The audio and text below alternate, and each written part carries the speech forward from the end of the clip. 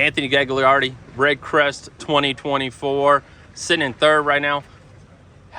Talk about a day, man. It was a good day. Definitely was a good day. I caught all my fish in the area that I started in, so it seldom works out like that. Most of the time, you hope you're going to catch them where you pick your first place. But today, it's a big area. Okay, it's not just one little small place. It's a big area that half a mile or so. Oh wow! And there's some other boats in there with me too, and a couple guys did really well there. But a lot of top guys, I think, were all hanging around with you, weren't they? Yeah, Michael. He Michael caught the said majority that. of his fish there. I know that Cole Floyd caught some in there late. He caught quite a few in there late. I saw Dustin in there. He caught some. I'm not sure how many. Then there were some other guys too. Some people would come up and fish, and they're too far away for me to know who it is. But what were you concentrating on in other locations? Same thing everybody else. I'm just scoping. I'm just using my Garmin live scope. I'm trying to stay in the areas that have the most bait. It's just everybody knows. That's just where they're going to be. Wherever that bait is where they're going to be. Oh yeah. And so certain sections through that area would all of a sudden you'd get into one section where it had a lot of bait, and there'd be a couple little pots of fish and then some singles, and that's where you'd get your bites. And you had to kind of move around and just stay in touch with them. They didn't stay in one place. That's all I was doing, just fishing. Were you catching a lot of your fish on the fall? No, not really.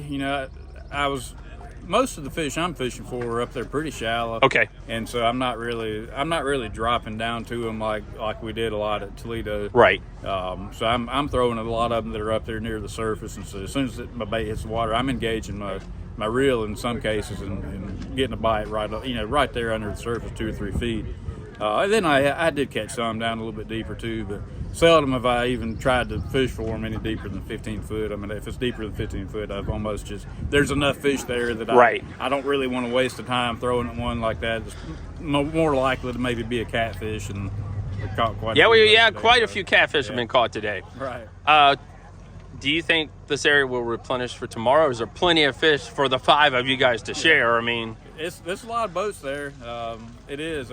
Thankfully, I don't have to catch the weight that I caught today to make it. So obviously, there's enough fish there for me to catch what I need to catch. I think it's provided that I land on them. It may be a little harder tomorrow if there's more people there early. You're not going to be able to move around and try to relocate them as easily. But I feel pretty good that it'll at least hold out for tomorrow for what I need to. And Neil might not even go there. Honestly, he probably won't. He'll probably go do some other stuff. So I was hoping I caught him good enough that I could, kind of go do some other things, look for some bedders and some other stuff. But and go ahead and start practicing. That's right. For just if we get some bad weather or if that bite stops, it'd be nice to have something completely different to fall back on. So, and maybe I can catch enough early in the morning to do that and afford myself a little time to look around. Good luck to you tomorrow, brother. Thank you.